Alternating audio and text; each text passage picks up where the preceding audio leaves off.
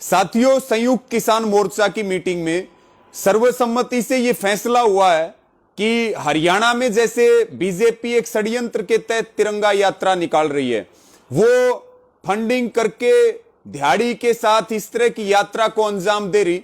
लेकिन बीजेपी को उस वक्त बड़ा झटका लगा जब संयुक्त किसान मोर्चा ने उनकी साजिश को समझ लिया और विरोध ना करने का ऐलान किया, क्योंकि बीजेपी चाहती थी कि तिरंगे का अपमान भी हम करेंगे और गोदी मीडिया के माध्यम से किसान आंदोलन के ऊपर तिरंगे के अपमान का आरोप लगाएंगे। इसी के साथ में यह भी फैसला हुआ कि 15 अगस्त तक जहां भी बीजेपी या बीजेपी के सहयोगी तिरंगा लेकर के कोई भी कार्यक्रम करेंगे, उसका संयुक्त किसान मोर्चा विरोध नहीं करेगा।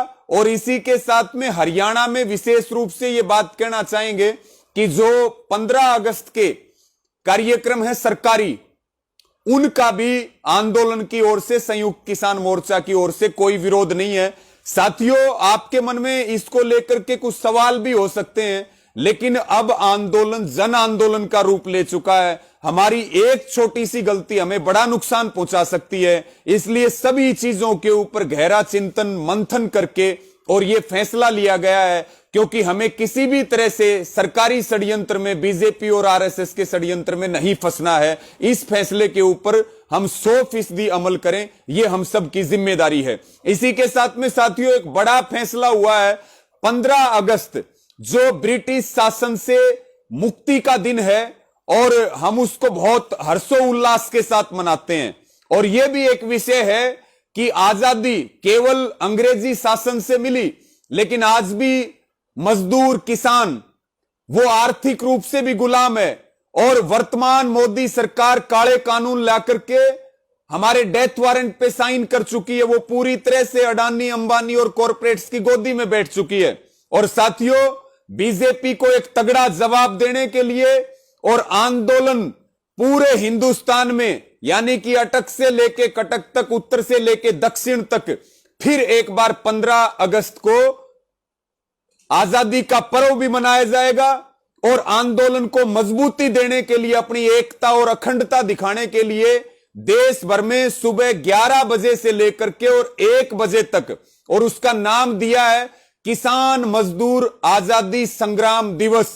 और ट्रैक्टरों के ऊपर, मोटरसाइकिल के ऊपर, दूसरे हमारे जो अन्य व्हीकल हैं या बैलगाड़ियां हैं या राजस्थान में जैसे ऊंट हैं, इनके माध्यम से हमें ब्लॉक स्तर पर, तहसील स्तर पर और गांव के स्तर पर सुबह 11 बजे से लेकर के 1 बजे तक किसान मजदूर आजादी संग्राम दिवस के तहत यात्राएं निकालनी है। इसके लिए निवेदन है कि पूरे हिंदुस्तान में सभी जोरदार तैयारियां करें, पूरी ताकत इसके अंदर दिखाएं और इस 15 अगस्त की जो नेशनल लेवल की, राष्ट्रीय स्तर की मोर्चा की कॉल है, इसको सफल भी बनाएं और सरकार को दिखा दें कि अब यह आंदोलन जन जन का है, यह आंदोलन अब हर वर्ग का है, पूरे देश का है और सब जाति धर्मों का है। सरकार की आंख दोबारा से हमें खोलने की जरूरत है और उसके कान जो बहरे हो चुके हैं उनको भी खोलने की जरूरत है। इसी के साथ में साथियों,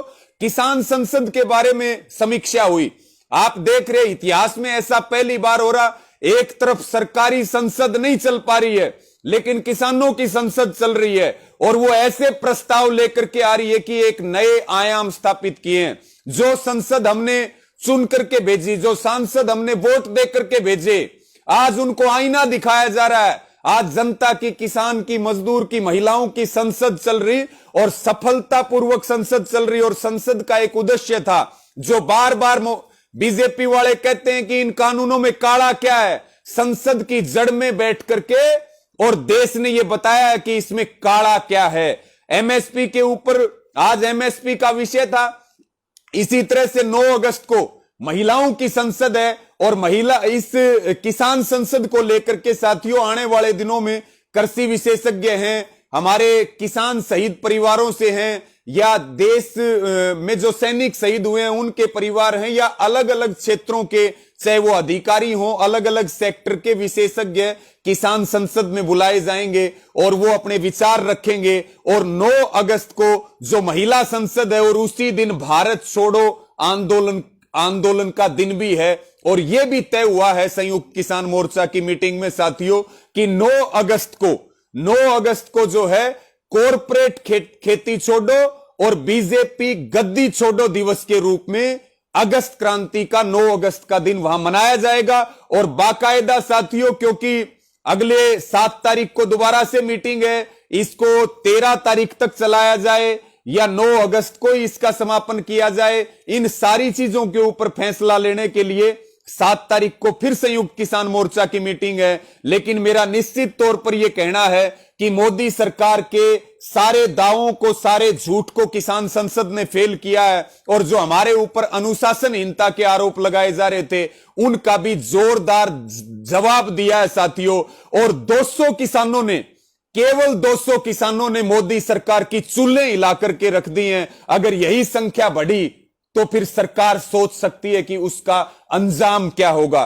तो साथियों, इसके ऊपर ये 9 अगस्त का जो दिन है, बाकायदा किसान संसद का समापन अविश्वास प्रस्ताव ला करके, क्योंकि अब इस सरकार में देश का विश्वास नहीं रहा, अविश्वास प्रस्ताव के साथ उसको पारित करके किसान संसद का समापन किया जाएगा।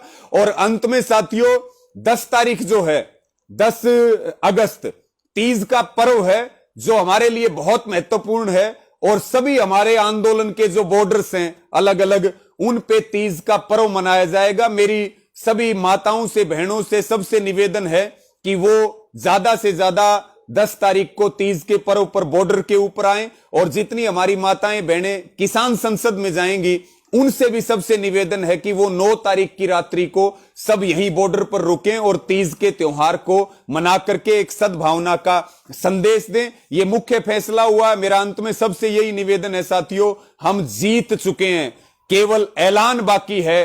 और जो 15 अगस्त की जो कॉल है, जो संग्राम दिवस की कॉल है, इसको मजबूती के साथ हम आगे बढ़ाने का काम करें और किसी भी तरह से हम सरकार के षड्यंत्र में ना फंसें। और हरियाणा के युवा, अगर हम देखें एक नए आयाम, अलग अलग, अभी तमिलनाडु का कल जत्था आ रहा है, यहां पे 700 किसानों का जत्था साथियों। जो लोग ये कह रहे थे ये आंदोलन 2.5 राज्यों का है, उनको किसान संसद की तरफ देखने की जरूरत है। 22 राज्यों के किसान किसान संसद में शामिल होकर के उन्होंने इतिहास रचा है और इस किसान संसद को ऐतिहासिक बनाया है। आप सबका बहुत बहुत धन्यवाद। और इस वीडियो को साथियों ज्यादा से ज्यादा शेयर करें। जय जवान जय किसान।